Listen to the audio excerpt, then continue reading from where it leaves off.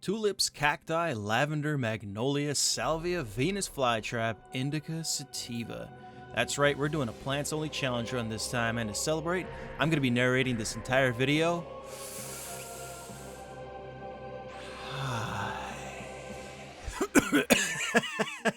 I'm just kidding. Or am I?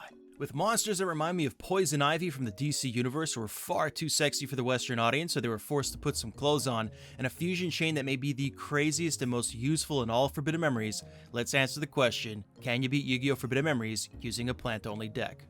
Let's see what we have to work with for this challenge.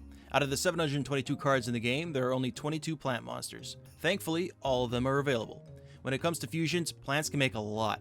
As long as both fusion materials have less attack than the card they are fusing into, a plant can fuse with a Pyro to make Firegrass, can fuse with a Reptile to make Snake Yashi, with a Zombie to make Wood Remains and Pumpkin the King of Ghosts, with a Warrior to make Bean Soldier, a Beast to make Flower Wolf, a Dragon to make Bee Dragon Jungle King, and a Female to make Queen of Autumn Leaves. Firegrass is treated as a plant and a Pyro, so it can fuse with a bunch of monster types to make all kinds of stuff. Rainbow Flower is also a rainbow, I guess, so it can fuse with a fish to make 7-colored fish. Arlone is also a female, so it can fuse with other plants to make Queen of Autumn Leaves, fuse with fairies to make Dark Witch, beasts to make Neku Gal number 2, fiends to make Rose Spectre of Dun, rocks to make Mystical Sand, and even fish to make Ice Water. Queen of Autumn Leaves and Rose Spectre of Dun are female too, so they can make a couple fusions as well. Plants are even a part of a few ritual summons if you hate your life and want to torture yourself. So there is quite the wide variety for what plants can do, and the fusions they can produce aren't slouches either. Now for the rules. First, the only monsters I can use are plant types, and this includes farming and free duel. Second, I can duplicate cards I win in duels, whether it be in the campaign or free duel, but I can't duplicate cards I buy using the password system. Third, I can't use cheats or disc swapping to get cards easily or to get unobtainable cards. And fourth, I have to beat everyone in the campaign with the added caveat that I have to duel the villagers in the first chapter before Heishin attacks the Pharaoh's palace, just so there's a chance they can provide a challenge. Okay, so with the rules established, let's look at the starting deck. Plants are a little light in set 1, so we can't get the 16 cards it would normally give us, but that's okay because they're plentiful in set 2 and can pick up the slack. Set 1 gave us 3 Dark Plant, 3 Griggle, and 3 Rainbow Flower. Set 2 gave 3 Mushroom Man, 3 Man-Eating Plant, 3 Firegrass, 3 Man-Eater, 3 Yashinoki, 3 Laughing Flower, 3 Abyss Flower, and 2 Tentacle Plant. Set 3 gave 2 Arlone, 1 Barrel Lily, and 1 Living Vase. Set 4 gave Ancient Tree of Enlightenment, Set 5 Raigeki, Set 6 Forest, and Set 7 Vile Germs. The deck at first glance isn't very strong. Set 4 could have given us Snake Yashi or Dark World Thorns for a better attacking monster, but the gem of the deck is Set 3 giving us not 1 but 2 Arlone, which can fuse with any of our plants and even herself to make Queen of Autumn Leaves, a fantastic fusion to have at the start of the game. Speaking of, let's start the game with Simon Muran. Did you know that the most likely card in Simon's deck is Sparks? Now normally Sparks is a magic card that would inflict 200 burn damage to your opponent's life points, which makes it a terrible addition to any deck. But in Forbidden Memories, it actually deals 50 burn damage to your opponent, so it's no wonder Simon wants it more than any other card. First draw of the run, I play Mushroom Man and set it to Sun because I felt like it. Simon Muran tries to attack into it with Shadow Spectre, which doesn't end well for him. Draw into Abyss Flower and summon it, attacking his life points. He sets a monster. I play Firegrass and attack with its Mars Star, getting a boost against Fungi of the Musk. Simon plays Amoeba and attacks over Firegrass with its Neptune Star. I summon another Your Ass's Grass and attack. One more set monster for me to get through, and my Garden of Plants win the duel.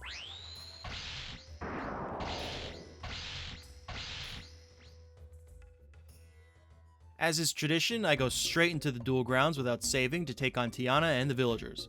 Teana has one of the most consistent deck pools in the entire game. It's just unfortunate there isn't any good cards in there for her to use. I play Man-Eater in attack. Teana attacks into it with Skull Servant. I use Vile Germs on Yashinoki and attack her life points. With a deck like hers, all she can do is set a monster. I play one of the Abyss Flowers in my hand, and now it's just waiting for enough plants to be in my garden to bring Teana's life points down to 0.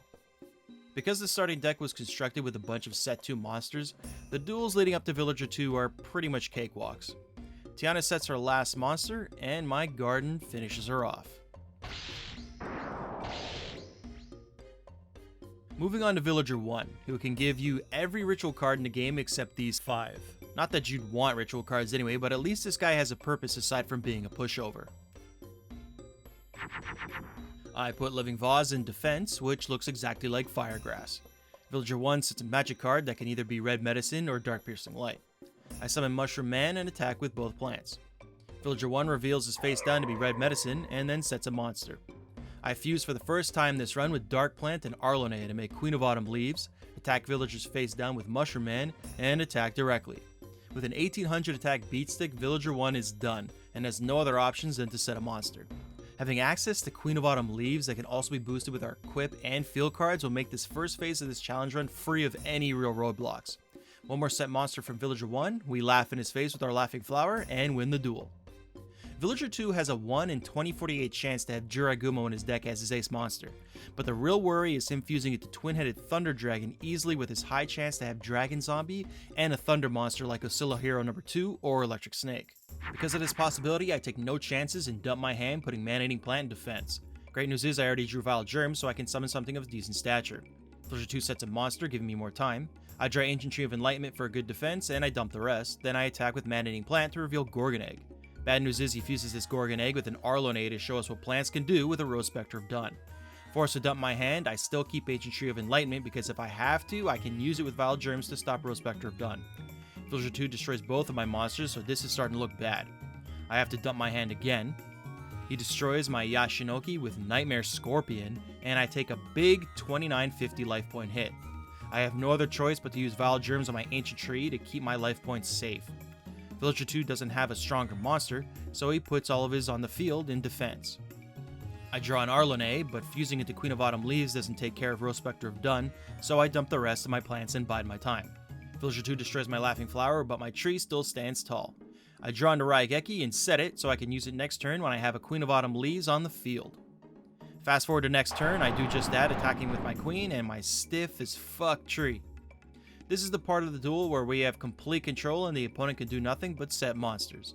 I fuse another Queen of Autumn Leaves, destroy his water element, and one more turn will finish this duel.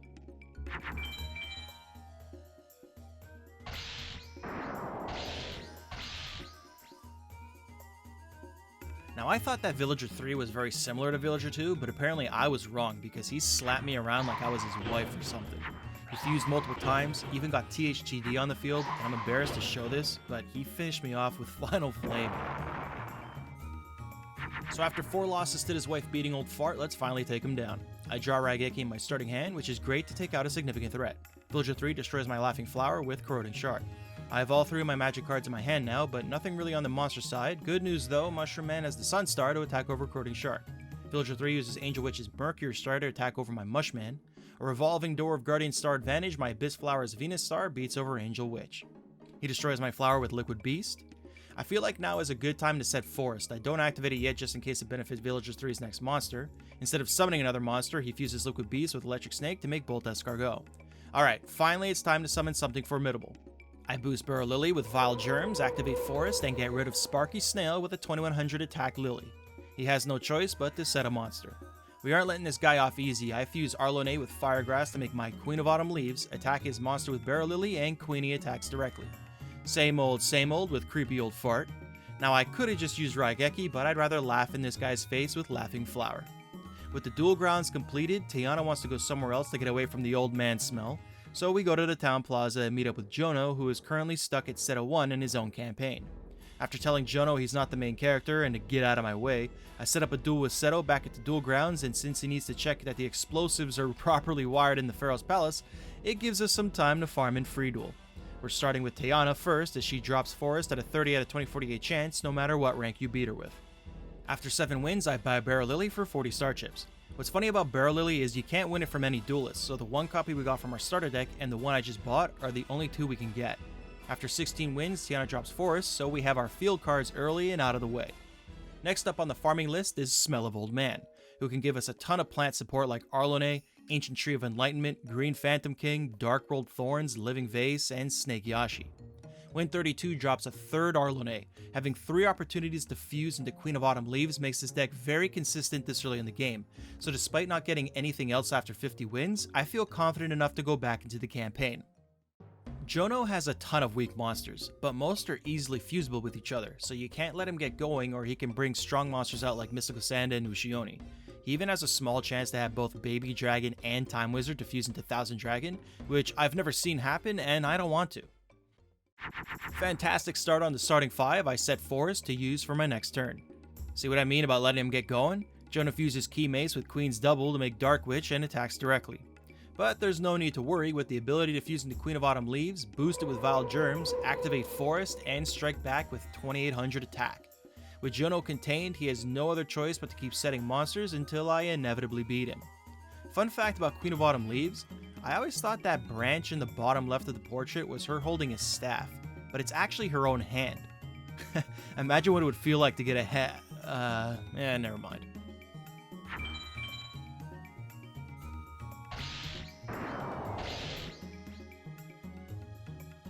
With Jono defeated, Seto walks in like he's about to get into a UFC octagon, but we know real men settle disputes with cards, not fists. Seto can have a lot of different cards in his deck, but one card he can't have is a dragon type. Which, I don't know, I find that a little weird. Perhaps because he has a good chance to have Time Wizard and the fact he cheats his way into making fusions that having dragon types would be too difficult of a duel this early on in the campaign. I draw Forest and set it to start the duel. Seto summons a piece of the Blackluster Ritual in Beaver Soldier and attacks directly. It'd be a sight for Seto to actually pull off Blackluster Ritual, but I'd rather not lose, so I dump my entire hand and activate Forest. A 2000 defense tree is enough to stop him, and he sets his monsters in defense. I break my hand, so no other choice but to dump again, leaving Firegrass and attack as its Mars Star gives it the same attack as Beaver Warrior. Seto sets the third monster, I fuse Arlene with Griggle to make the Queen of Always Leaving, destroy his Beaver Warrior, and both his face-down monsters. Now that I have a setup board, Seto's only hope is playing Gaia the Fierce Knight. He does have other cards that can help him like Dark Hole and Swords of Revealing Light, but because of how the CPU looks at the field, it will never actually use a magic card that can benefit it in this type of situation. One more attack from the garden to finish him off and win the duel. After losing, Seto realizes who I am like it wasn't already obvious from this hair. After a good night of beating adults at a children's card game, I return to the palace to get a good night's rest, but the construction crew next door is keeping me awake. In the hopes of finding a quiet place to sleep, I head for the back alley, only to find Seto has set up shop and is selling Beyblades of all things. I got a few bucks and Dranzer's my favorite, but before I buy it, Heishin comes in and also wants to Dranzer, so we duel to see who has dibs to buy it. It's a close duel, but unfortunately I lose, and in a fit of rage I smash the Millennium Puzzle.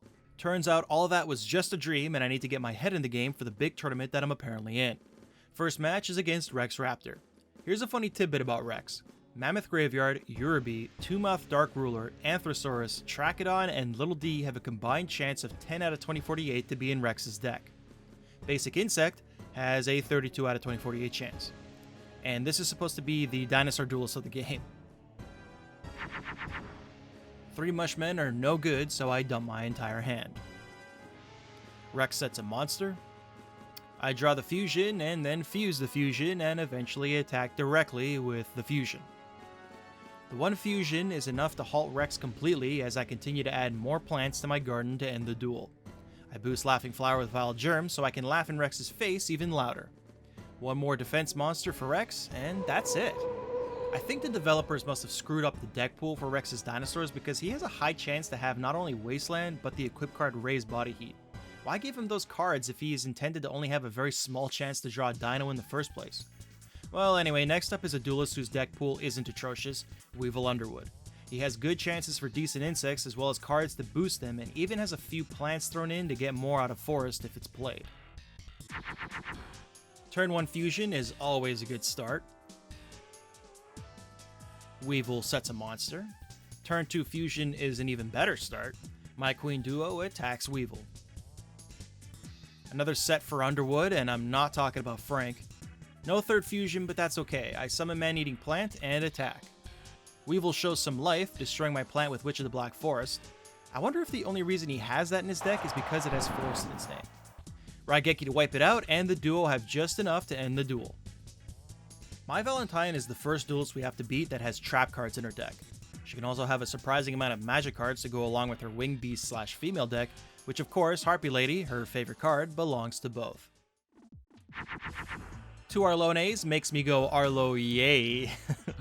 I keep Queen of Autumn Leaves and Jupiter Star as it's strong against Neptune Star, which most winged beasts have as their first star.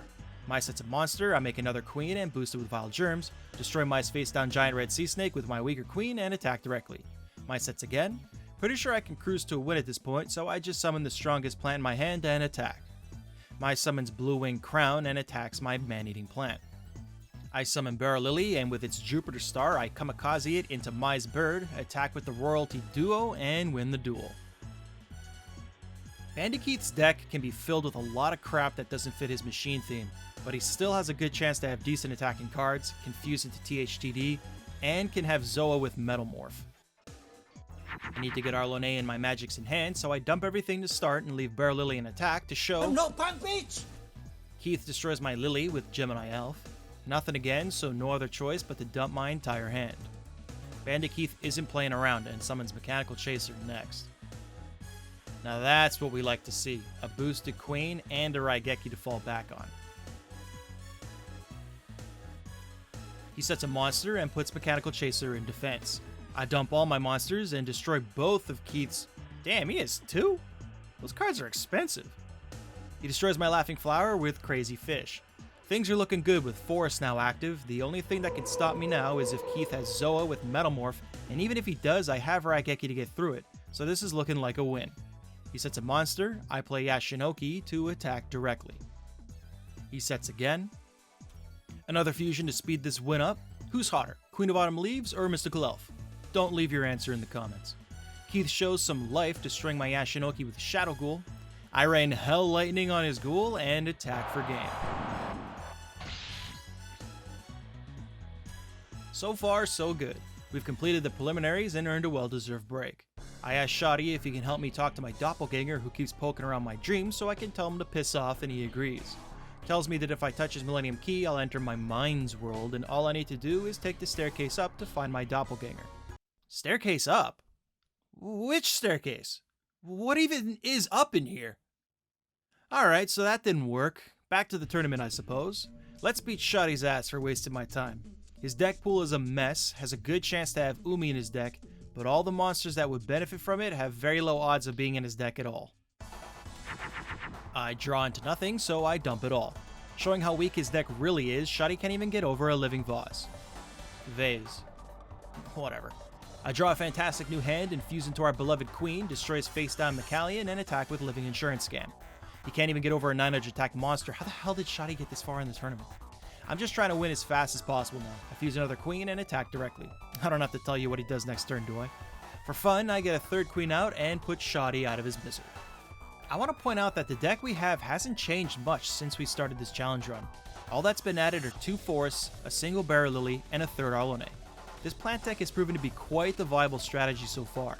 However, this winning streak may come to an end with Yami Bakura, who can play defenses too high for a double boosted Queen of Autumn Leaves, can easily fuse into Twin-Headed Thunder Dragon or Crimson Sunbird, and has a few good magic cards to choose from.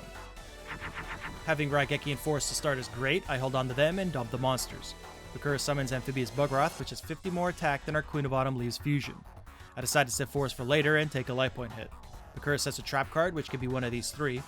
I lucky draw an Arlone, dump the 2 other plants, and fuse a third to make our girl, activate Forest for the boost, and attack his Bugroth. Bakura sets a Uranus Star monster, which could be Labyrinth Wall or Millennium Shield. I draw Vile Germs, but I'm afraid his face down trap card is reverse trap, so I won't be using it. I gamble on his defense, and thankfully it isn't a 3k wall. He summons Occupine to destroy my man-eating plant. I summon Tentacle Plant. I'm using a little trick to keep having weak attack monsters on my field so Bakura feels compelled to destroy them instead of setting up a big defense. Since Tentacle Plant got its attack through, Bakura's trap card is reverse trap, so I sacrifice Rainbow Flower to it and attack his Gyojin with Queenie. Bakura opts to not attack my Rainbow Flower. I make another queen, and that's game. Even if Bakura did play a 3k wall or had the ability to fuse into Twin-Headed Thunder Dragon, I have the answer to everything, aka Raigeki, in my hand.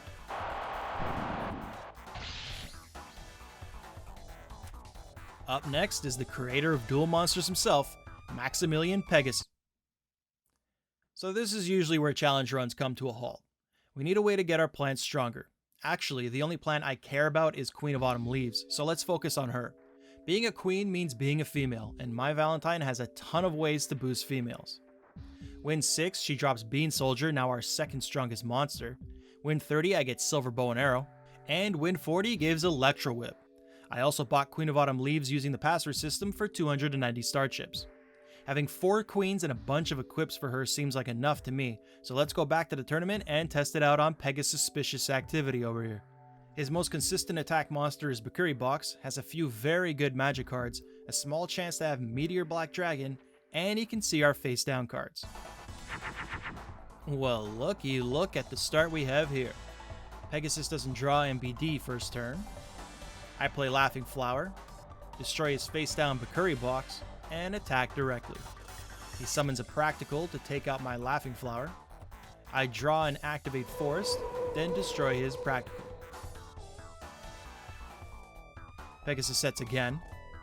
I dump all the 1300 attack monsters, destroy his face down Rude Kaiser, and attack with Man-Eater. Pegasus destroys my Man-Eater with a Guardian Star boosted Flame Swordsman. I dump Mushroom Man and summon Bead Soldier to attack. Another Guardian Star usage for Pegasus with Yamadron. I summon another Bean Soldier and attack for game. Now that was an easy time with Pegasus. Let's see how Ishizu fares against our queens. She has a ton of monsters that benefit from Umi, can stall with Swords of Revealing Light, and has a small chance of having B Skull Dragon. Starting hand has 2 equips, that's good. Ishizu coming in hot with the twin-headed Thunder Dragon. Oh baby, that's what we like to see. 3300 attack is too much for Ishizu to handle. Technically her deck does have the capacity to stop us. She could stall with Swords of Revealing Light, use Spellbinding Circle to weaken Queen of Autumn Leaves, or change the field with Umi to boost another THTD. Sadly, the CPU isn't capable of thinking 1 or 2 turns ahead, so she can only helplessly set monsters and wait until her life points drop down to 0.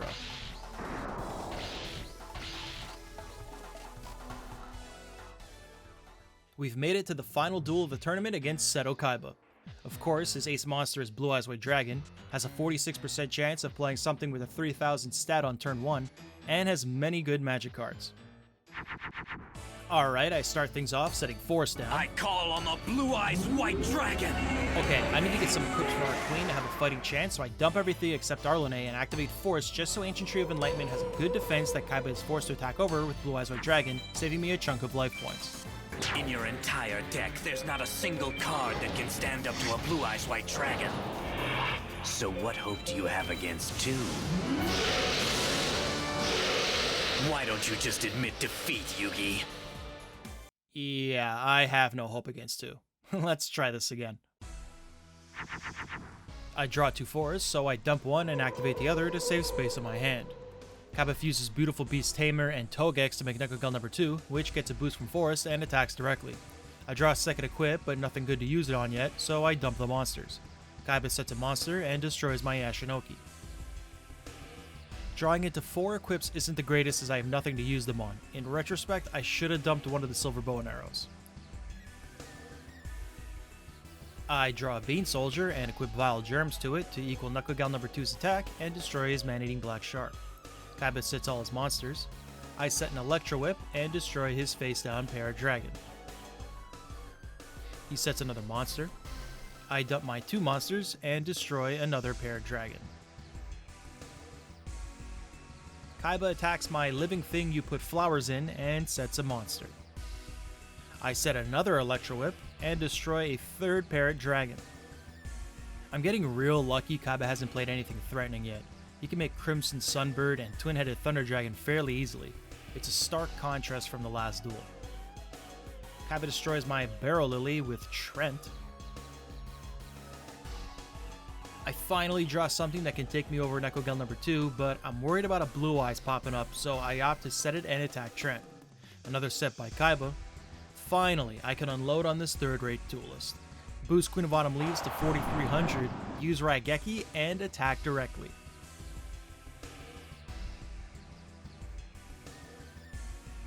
Kaiba sets for the last time, and we finally win what should have been a quick duel. Turns out what I thought was a dream is actually reality, and the tournament was really the dream instead of reality, so I wake up from the dream that I thought was reality and return to reality which I thought was a dream. I must have slept through some serious shit as things aren't looking too good. While contemplating if I should just end it right here, a Mage Soldier ambushes me and asks me if I know this is reality or a dream. I tell him what I thought was a dream was actually reality, and what once was my reality very much was a dream. Not the best starting hand, I dump the weak plants and put Bean Soldier in defense. Mage Soldier destroys it with Hyasu. I draw a second equip, but no queen just yet, so I dump again.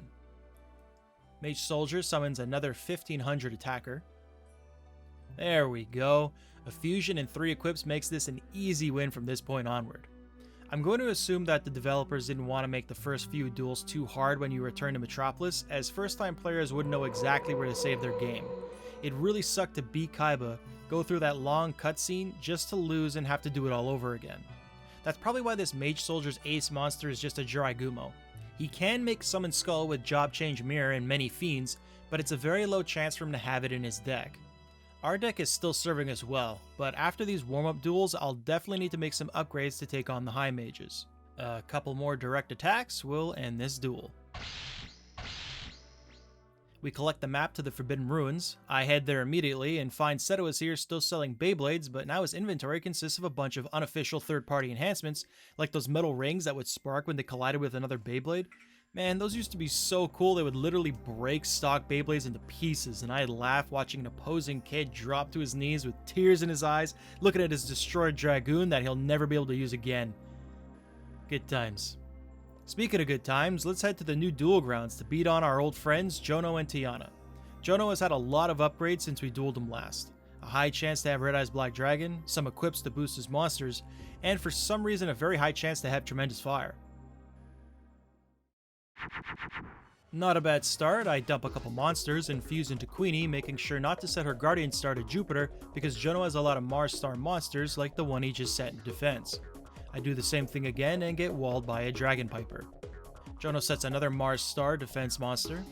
I activate Forest so my queens can get over what turned out to be 2 Dragon Pipers.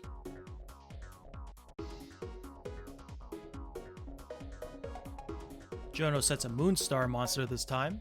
Time to take away a chunk of life points. I attack his Battle Steer with Bean Soldier and do 4600 life points damage. Jono sets one last time and I boost 1 queen with Silver Bow and Arrow to end the duel.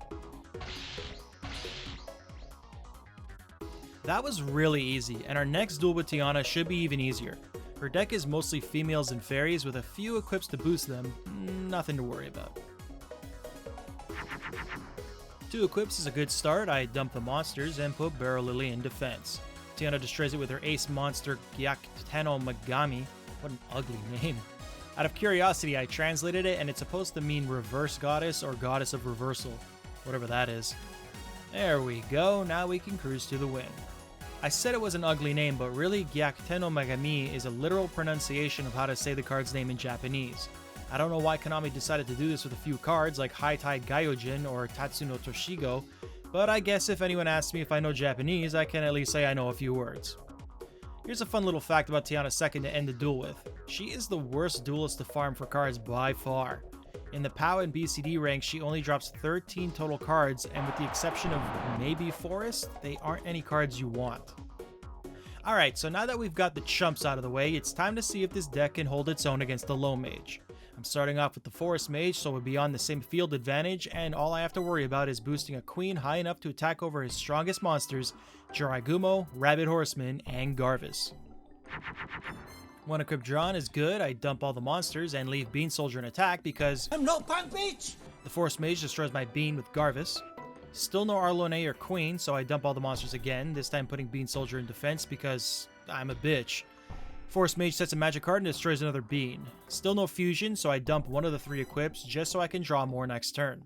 He sets another magic card, really giving me time to draw a combo play. Still nothing, so you should know the drill by now. Forest Mage finally plays a second monster, but immediately puts it in defense, buying me another turn. There we go, I dump Man-Eating Plant just to get it out of the way, boost Queen Elizabeth with a whip and bow, and destroy Garvis. Forest Mage sets another monster. Oh no, it's getting fun. Dump the Forest because it's useless, boost Queen Victoria with Vile Germs, and destroy another Garvis and a Cocoon of Evolution.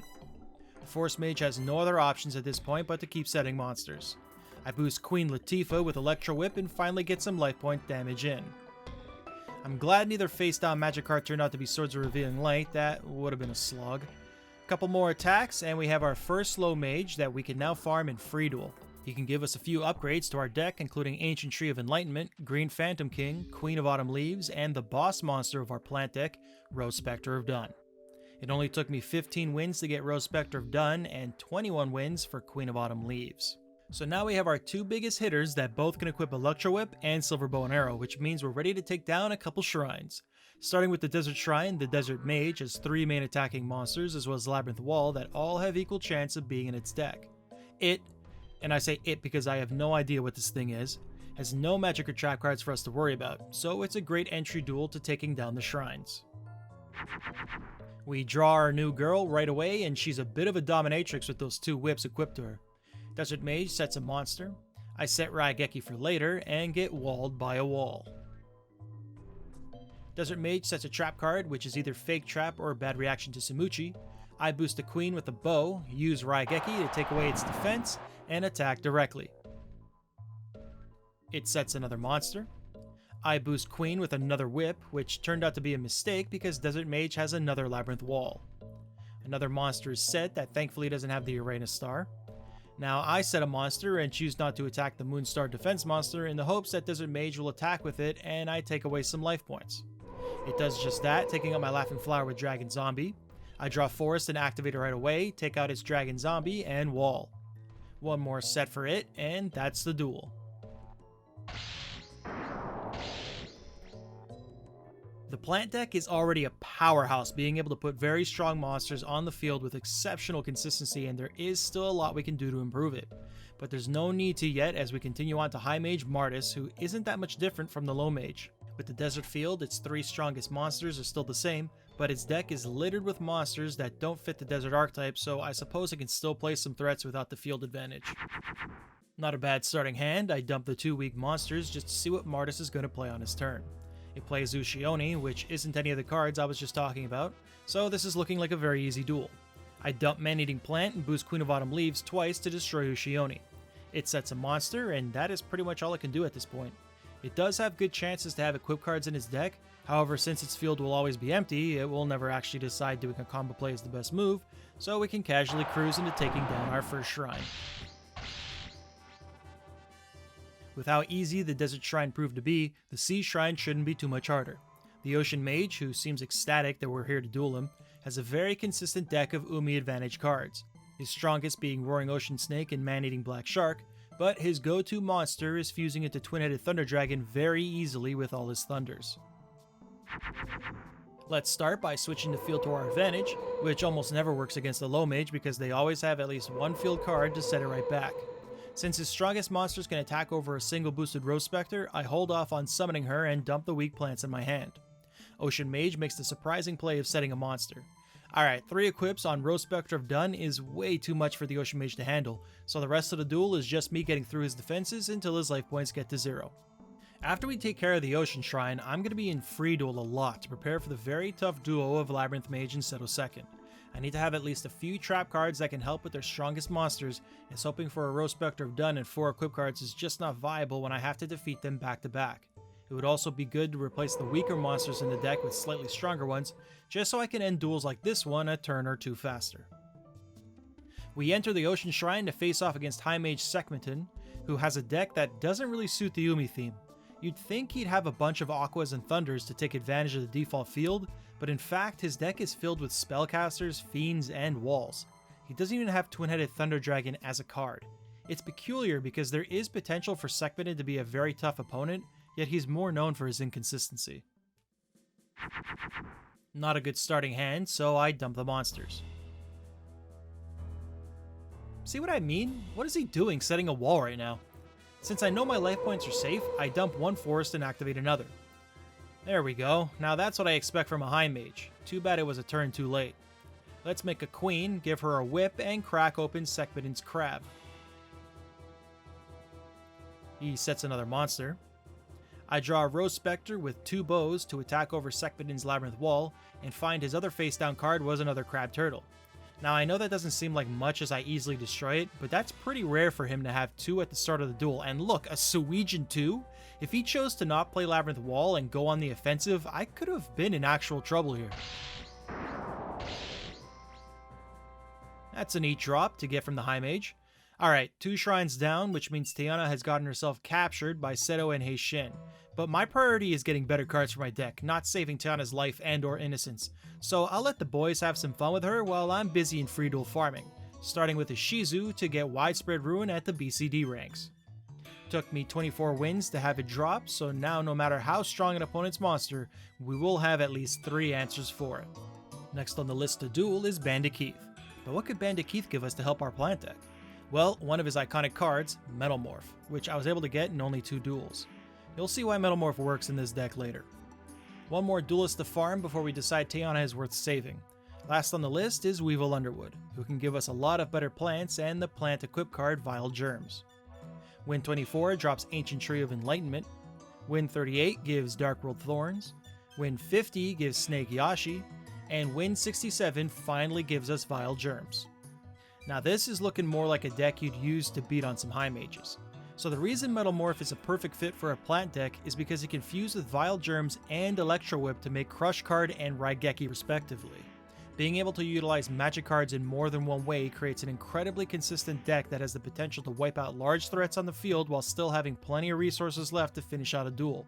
In fact, I'm so confident in this deck now that I'm not feeling quite up to saving Teana just yet. I'd rather unleash our deck's power on an unsuspecting victim, and who better to prey on than the Low Mountain Mage. He has 2 strategies, fuse into Crimson Sunbird or fuse into Twin-Headed Thunder Dragon, neither of which should give this deck any problems. Let's switch the field to our favor. Like any other low mage, Mountain Mage's priority is getting the field right back to where he likes it. I set Widespread Ruin down. Mountain Mage fuses Lesser Dragon with Thunder Dragon to make Twin-Headed Lesser Thunder Dragon and triggers my trap. I figure fusing into a Queen and using an equip card while there's nothing on the field is a good move, as I get to draw 3 more cards next turn that will hopefully give me something better. He has to set a monster. I change the field back to Forest and destroy his Crawling Dragon. Mountain Mage refusing to waver on his priorities. I boost Real Spectre of Dun once with Electro Whip, and the duel is over because the CPU has no other choice but to set a monster when its field is empty.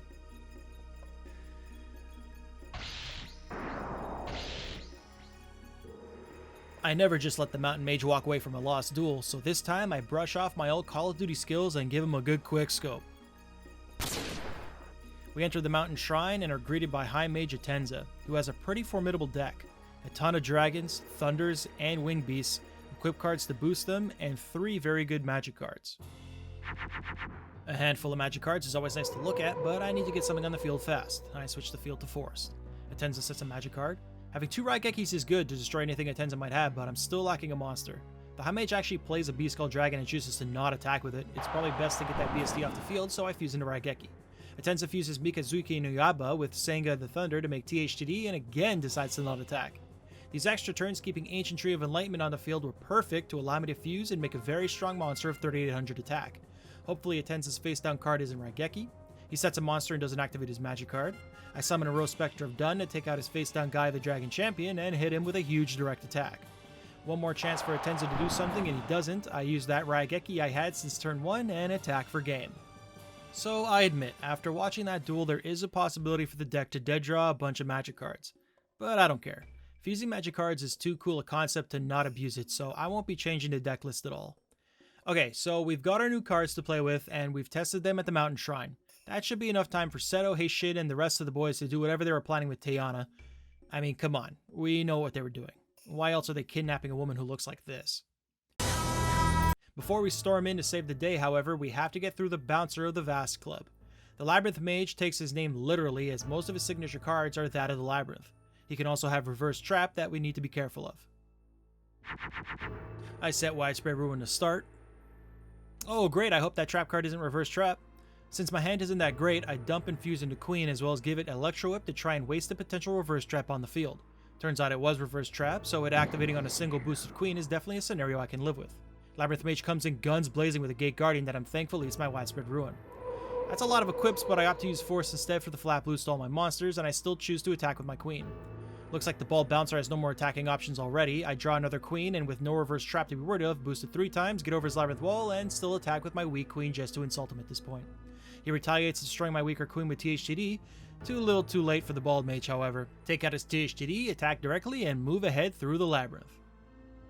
Surprisingly, when we break through the door, we find that Teana still has her clothes on, even though it appears Seto has had her all to himself.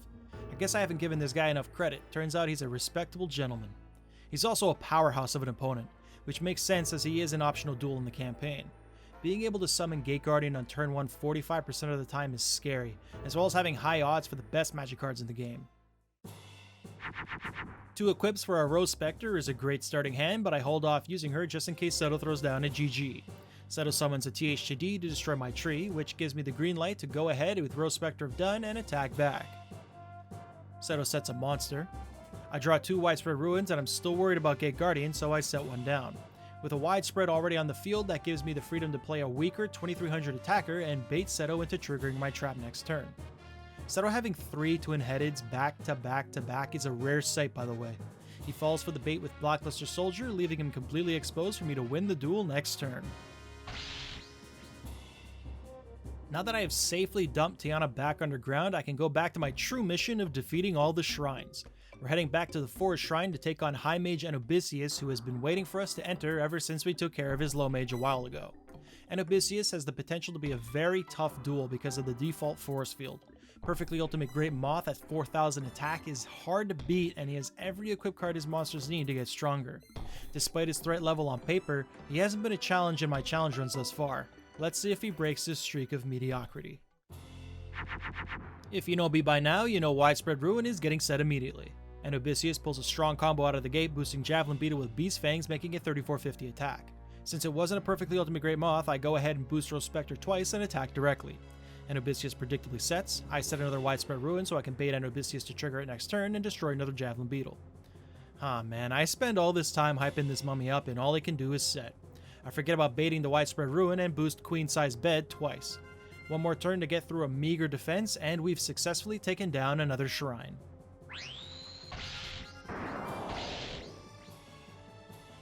Maybe you'll give us a challenge next time, Mummy Anu. Alright, we've saved the toughest for last, the Meadow Shrine. It's home to the best low mage in the game, not because his deck is tough, his strongest monsters are Judgment and Empress Judge, but rather what he can do to make our deck tougher. No matter what strategy you're utilizing, it's pretty much a guarantee Meadow Mage drops something you want. For our plant deck, he can give us Trent at the POW and BCD ranks. Not a great hand, I dump everything but Vile Germs and put Dairy Queen in defense. The low mage destroys it with Monster Tamer. Meadow Mage can only stall a double boosted Rose Spectre of Dun with Millennium Shield or Swords of Revealing Light and has no way of destroying it, so the duel is won at this point. He'll just continue to set monsters and I'll continue to get through to his life points. In fact, I need to learn to stop setting Widespread Ruin every time I draw it so these duels can end a bit quicker.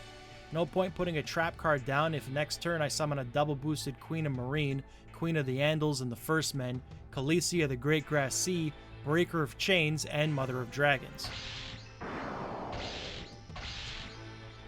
Oh looky, look what the Meadow Mage has graced us with. That saves me a trip to free duel, so thank you, Low Mage. Now get out of my way, I'm here to beat tyrannical dictators in a children's card game. The most difficult of the high mages definitely is Kepura, and it's only because of a few cards. Gate Guardian gets boosted by the default So Good field, so its attack starts at 4250, an absurd number. He can also play Beast Skull Dragon for whatever reason, and can stall with Wall Shadow and Millennium Shield. He has high chances for equip cards as well, so Kepura can overwhelm and end you in a few short turns if you don't draw any immediate answers. Okay, not bad. Rose Spectre and a Vial of Germs is a good start. Let's set Widespread Ruin down. Alright, Kepura brushes it away with Harpy's Feather Duster, that's no good. I need to draw more equip cards, so I dump the weaker monsters. Kepura summons a Beast Skull Dragon, not great to see, but much more manageable than a Gate Guardian, so I can't complain. No equips drawn, so I have to dump again and expect a life point hit this turn.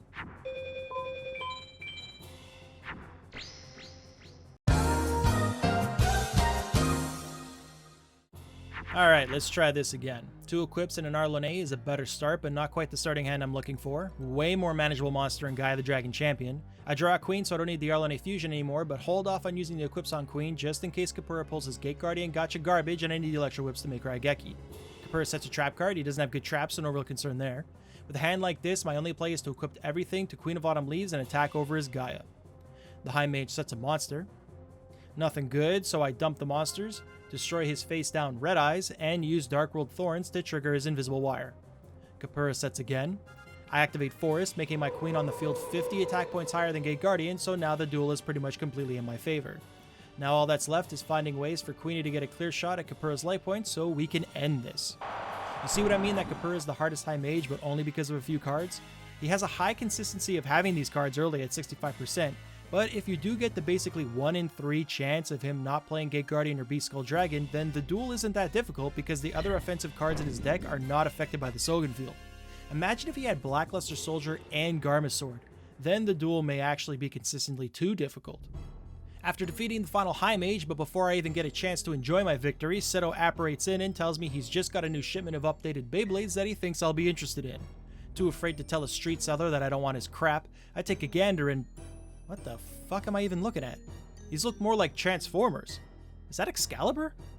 Alright, so it looks like I've outgrown Beyblades. I'm gonna have to find a new hobby once I take the throne back, which is coming up right after I beef up our plant deck a little more. There are a couple of duelists we want cards from, the first being Kaiba. He can drop his Crush card and Break Castle at the tech ranks, both at a 40 out of 28 chance. I miraculously get Crush card in only 5 wins. Despite not getting Break Castle, I move on to the second duelist we'll be farming because he actually gives Break Castle at a higher chance. That duelist is Pegasus, who also drops the best equipped card in the game, Megamorph. I actually lost more than I thought I would against him, a total of 11 times. Hopefully that doesn't mean this final 6 is going to be a struggle. I get Bright Castle at win 35 and Megamorph shortly after at win 38. Now that we have Megamorph, we have finally collected all the cards for the greatest fusion chain in the game. Vile Germs fused with Megamorph gives Forest.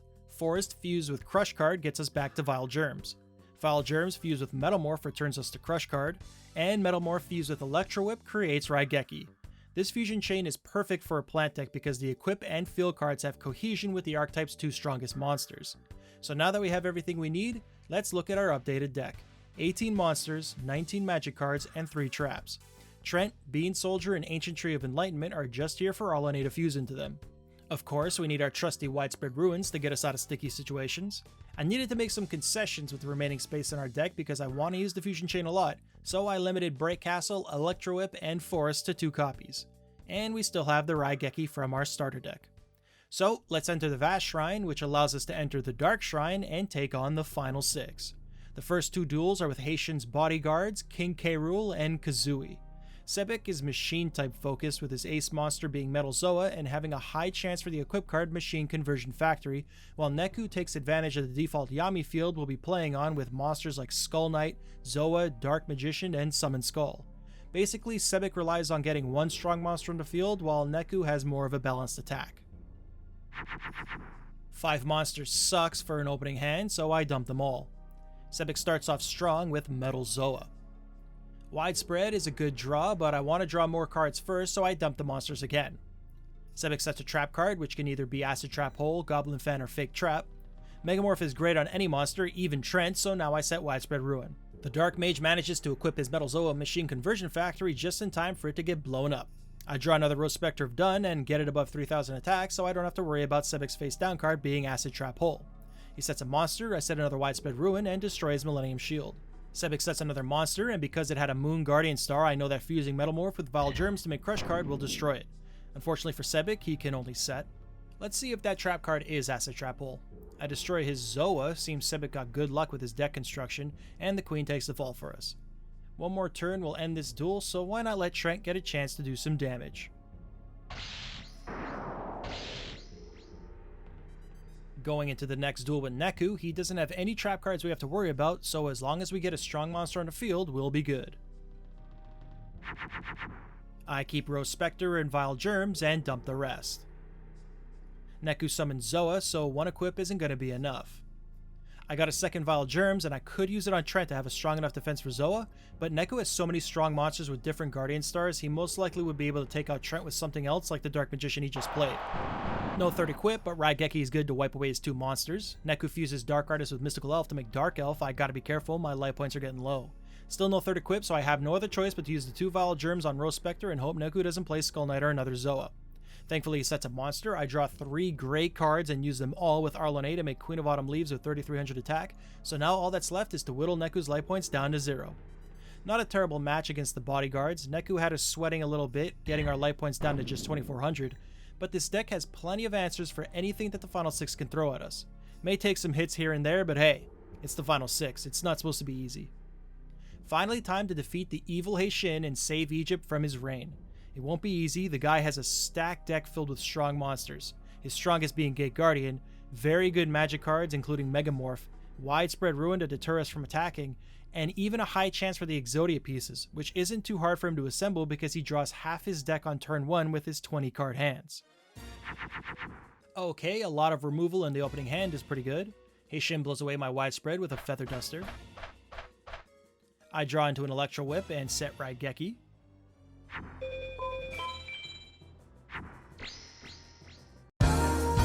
Man, Gate Guardian is giving me a tough time this challenge run. The thing about Heishin's second is that if you give him just one turn, there is a high chance that he will use Megamorph from the hand and you'll instantly be in trouble. A starting hand with 3 equips is a great start. Heishin and I set magic cards. I draw another equip card, but I don't want to use it on Trent, so I set a Break Castle. Heishin is giving me time to set up, which is much different than last duel. Still no Rose Spectre or Queen drawn. Heishin summons MBD and uses the Megamorph he set on the field, so I really need to draw something next turn. A second Megamorph draw means we are forced to summon Blue Eyes Ultimate Trent using both Megamorphs, Vile Germs, and the Break Castle set on the field. I use Crush card to get rid of Meteor Black Dragon and return the 4500 direct attack back to Heishin. Unfortunately for Heishin, I have a face down Raigeki still in the field, so it doesn't matter what he does, Blue Eyes Ultimate Trent will get its second attack in. I fuse into Raigeki just for fun, and that's the duel. With Heishin finally dethroned, Egypt is saved and my friends no longer have to live like rats. Too bad that's not where my story ends, as Seto returns, frustrated that I didn't buy any of his whack-looking Beyblades, and demands I duel him for my business. The third duel against Seto is widely considered to be the hardest in the game due to him summoning Blue Eyes Ultimate Dragon so consistently. He also has high chances to have great magic cards and the best trap card in Widespread Ruin.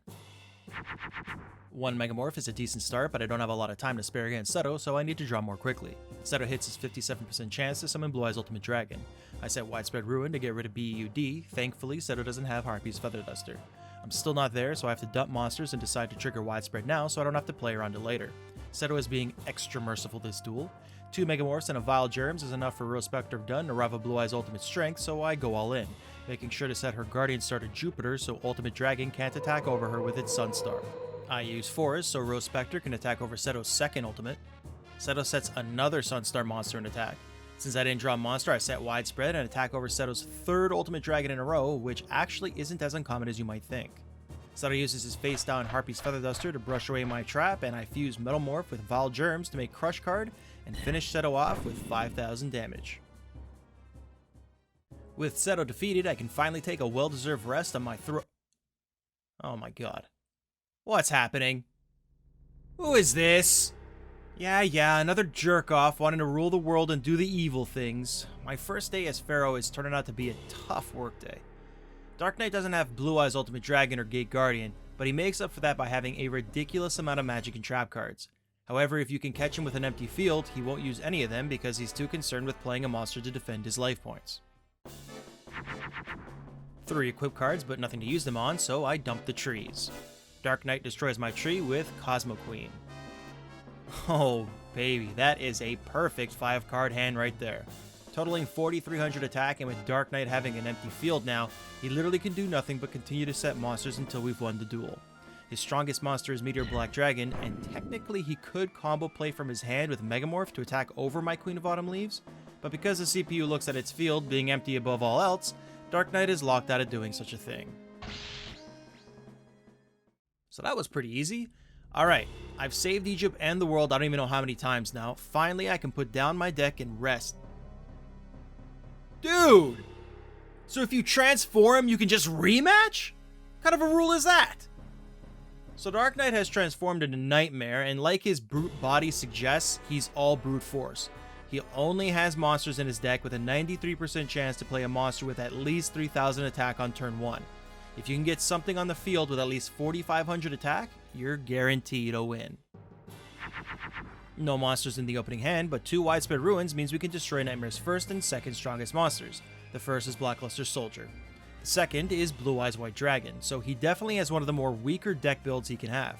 Still no monsters, but a lot of removal. Nightmare is already below the 3000 attack tier and plays a Cosmo Queen. Okay, and Arlone isn't bad if we draw another monster to fuse into. Nightmare summons Trinehorn Dragon, so now I don't have any more wiggle room with my life points. I draw Trent, so I fuse into Queen and boost her to 2800. Trinehorn Dragon has an attack of 2850, so I have to use my face down Crush card.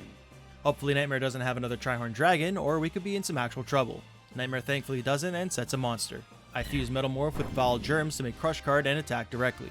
The CPU sets the last monster of this challenge run, I use Crush card again to destroy it, and our fusion we've had since the beginning finishes the run.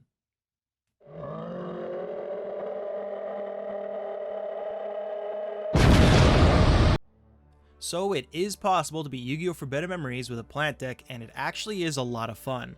Plants being the best suited to utilize the combo chain of Megamorph, Metalmorph, Forest, Vile Germs, and Electro Whip gives you plenty of options to win duels, and fusing magic cards just has a magic to it that feels great. The deck we ended up with is pretty close to perfect in my opinion. Only things that can even be upgraded is getting 2 more Raigekis and the minimal upgrade of having Green Phantom King over Ancient Tree of Enlightenment, which has 100 more defense and can use Electro Whip. Well, that's it. Thank you for watching and making it all the way to the end. I want to give a special thanks to this channel's first SPAL member, Blue Winterwolf. I really appreciate the support, it means a lot. Please feel free to comment what else you would like to see from me, don't forget to subscribe so you don't miss out on future videos, and check out other challenge runs I've done. Alright, see you in the next one.